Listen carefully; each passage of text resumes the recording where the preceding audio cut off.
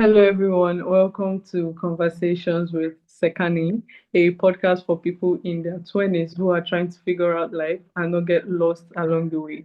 Today's guest is Hefner, a C-suite coach who specializes in helping commercial real estate leadership teams scale at a high level without losing the people side of business. Fourth journey wasn't linear. After early success in the wine and marketing industry, he joined his family business in 2008 and helped lead it through sevenfold growth, ultimately resulting in a successful sale of his majority position. That experience led him to what he believes is his true calling, coaching leaders to scale their businesses the right way, combining performance, leadership, and real human connection. First, welcome to Conversations with Sekani. It's a pleasure to have you here. Thank you for having me. All right. So yeah, I want to start from the beginning, right? You went from like corporate roles to family business. So you had success in wine and marketing before joining your family business. So what made you take that pivot? That's actually a great question. I am a little ashamed to say it, but one of the reasons I took my first job out of college was that it was in a big tower in a big city, and I had business cards. And when I went back to weekends at my college to see my old friends, I could show these business cards how important I was, and shamefully that was important to me back then, and so that's why I went that route because that's what everybody else was doing. Oh, oh wow. So you actually decided to go the route because people were doing it. I'm sorry. Okay, you decided to go that route because that was what everyone else was doing. Yeah. Oh Yep. wow, that's strange actually. So scaling, right? You scaled sevenfold, seven times.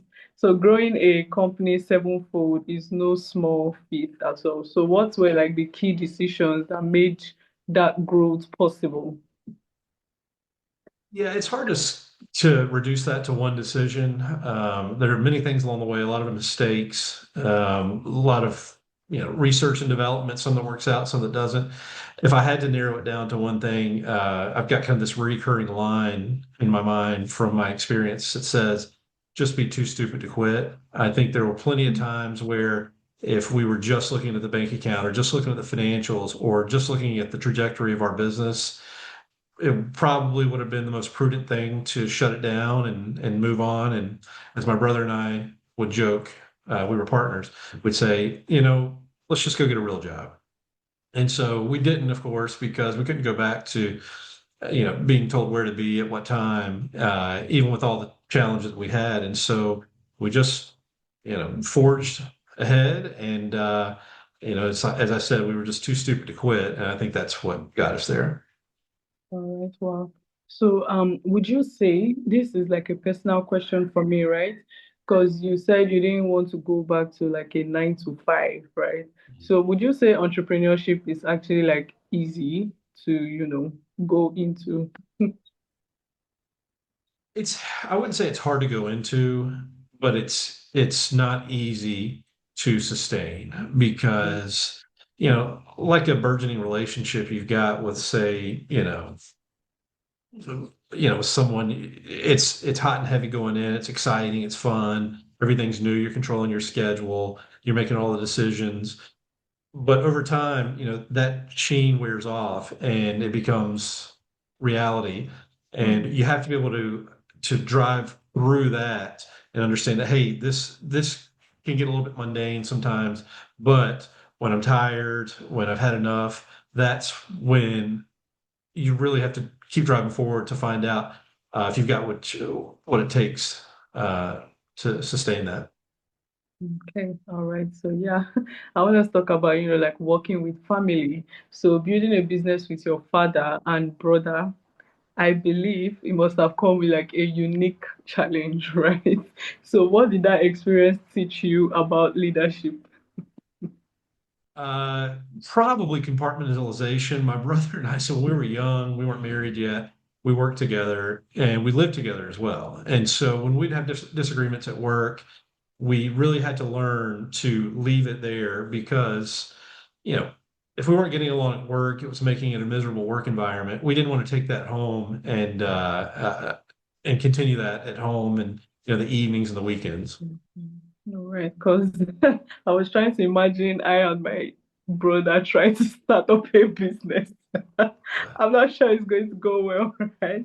With that said, though, I think it's wonderful. I wouldn't have changed it for anything. I think uh, one of the things that people struggle with in partnerships is the trust. And with family, you would hope anyway, with family, you like to think that you have that level of trust that, hey, no matter what happens here, when everything hits the fan, I've got this person or these people that no matter what are going to have my back and support me.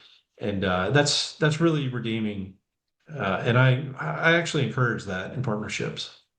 Hey, wow. Okay, that's true actually, right? There's a certain trust that comes from like family, right? You know Yeah. that they have your back in some certain ways. So yeah, Yeah. you're right about that one, right? So yeah, talking about like the exits, right? You successfully sold your majority position. And what did that moment feel like, and what did you learn from it? So it actually was there was a long lead up to it. I hadn't intended on leaving the family business, but I was doing some coaching on the side. My brother approached me and his pitch was simply, "Hey, I can tell you're more passionate about coaching than you are about the day-to-day of running this business. Why don't you let me buy your equity?" And I was resistant at first. It was our dad's company. He literally died in the lobby of the business.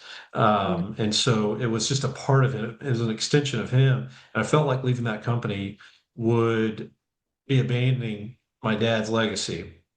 And so I thought about it for a long time. My brother and I talked about it a lot, and I realized at some point that at the end of the day, my dad doesn't care if I'm running his business or if it even exists. That wasn't his identity. He just wanted us to be happy and fulfilled, and be good fathers, good husbands, good community leaders. And so over time, that just sort of wore off, and eventually we came to an agreement and sold. And to the original question you had, it felt like in a moment, all this weight I'd been carrying for all this time just lifted off my shoulders, and I was free in a way. The phone calls that I worried about on the weekends or the evenings, or payroll that could be hard sometimes to meet, the tax obligations, those were gone for now, and until I started my next ventures. But that was it for that moment, and that was really, really liberating. Okay. So yeah, I'm talking about coaching, right? So when did you realize that coaching was your true calling? Know if there was a singular moment or if I even realized it myself. I knew I enjoyed it. I liked the variety of it. I liked the fact that I could have a large impact. And, if I'm being candid with you, not everything was on my shoulders to execute. So, I'm a visionary personality, and I don't mean that, in an arrogant way. I mean that just that's the way my mind works. I've got 10 ideas in the shower every morning. Nine of them are goofy and ridiculous, but every once in a while, one comes out that's sustainable and marketable. And so I like living with my heads in the clouds. And I'm I tire of the execution part of business after a little while. So I've had to learn to partner with people that do thrive in that arena. Okay, all right. So basically, coaching was more of like a personality trait, like that you had like inbuilt. Okay. So yeah, talking about your real estate, right? So you now work with like commercial real estate leadership teams. So what makes that space unique when it comes to scaling? Yeah, if you'd asked me that question then versus now, I'd probably have a different answer. The reason that I've niched in that area is my first client was a commercial real estate company, commercial real estate developer, and I just really enjoyed their process. It's an arduous, tough business that the life cycle and the sales cycle of deals are long, and you can work on a deal for 12, 18 months and then it just evaporates. It just doesn't work out for a number of reasons, maybe financial, economic, relational. But it really enjoyed that work because when you did get a deal, it was just jubilant. And all of that hard work paid off, and I didn't do most of the work and I didn't earn most of it, but I got to enjoy that with them, and that I just really thrived on that. I enjoyed being in a team environment like that where I was surrounded by great people who had high integrity and that wanted to do purpose-driven work, and that's why I'm there today. Okay, all right. So yeah. Um, okay, so I want us to talk about, like the human side of growth, right? So, a lot of companies they scale fast, but they lose culture along the way. So how do leaders like grow without breaking their teams? Yeah, so the foundation of my coaching starts with purpose. Why do we get up every morning when there's no money in the account, when it's cold and rainy outside, either literally or metaphorically? Why do we continue to get up and do this every day? Why are we too stupid to quit? I think that's because we start with a common purpose that's shared by everyone, uh, because otherwise we're just going in different directions. And so it starts with that. It starts with common values. It starts with a common goal. Lots of businesses start day one and they want success, but they don't define what success is. And so for us, so going back to being purpose driven, it all starts with that. We've all got to be on the same page on that. And it's okay if we're not on the same page, if we're not driven by the same purpose and we don't share the same values. That's okay. It just means that we can't coexist in business together. Hmm. Okay, wow. All right. So you need to have the same value with someone before you can coexist in the same business.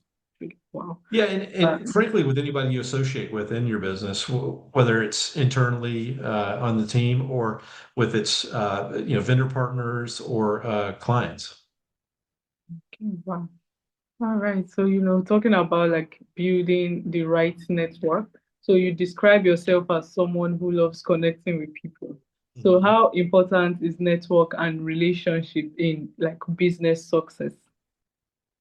Beyond purpose and shared values, I think it's the most important thing. I believe that God put us on this earth to connect with each other, to care for each other, and to uplift each other. I just think that you know connection with people. It's why we commune in cities. It's why we go eat together in a common place. It's everything. And I'll even go a little bit further.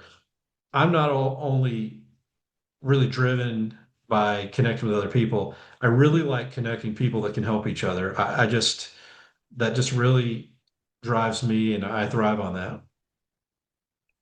All right, so yeah, thank you so much. I feel like just this short period of time that we have spoken, I've learned a whole lot, and I hope my listeners can also, learn the same. But like talking, I have this one question, right? Leadership programs that work. So you implemented leadership programs during your time in business. So what separates like effective leadership development from the ones that fail?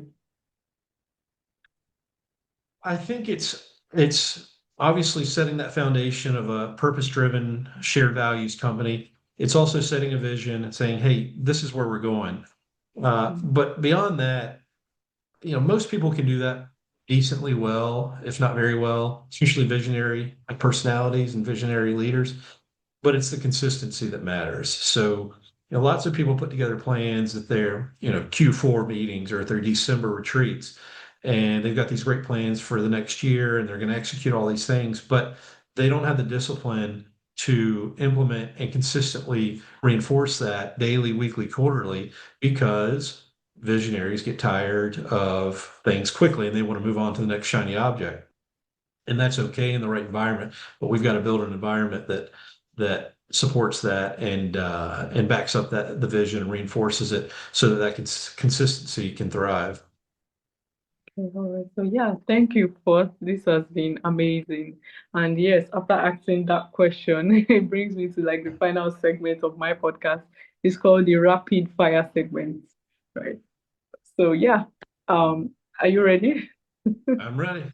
All right. So starting now, leadership requires Endurance, endurance. Okay. And scaling a business means exponential growth, exponential growth. Okay. Great teams are built on Purpose. Okay. The best leaders always, Are dependable. okay. And yeah, success without people is,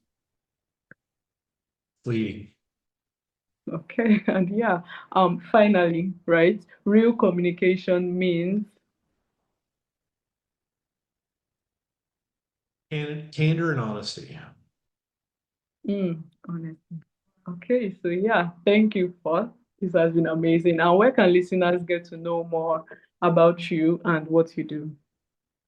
Thank you for having me. All right, so yeah, where can we connect with you after, Yeah, the best place would be on LinkedIn. I'm fairly active on LinkedIn. My name's spelled Forth, no U, two F's in the Hefner, so Fourth Hefner.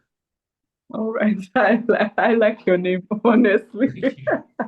All Thank right, you. so thank you so much for this. And to my listeners, thanks for tuning in to Conversations with Sekani. If this episode sparked something in you, make sure to share to someone you think might need this. And also subscribe so you don't miss out on new episodes. Thank you, Fort. I will be reaching out on LinkedIn after this, actually. Thank you. I can't wait.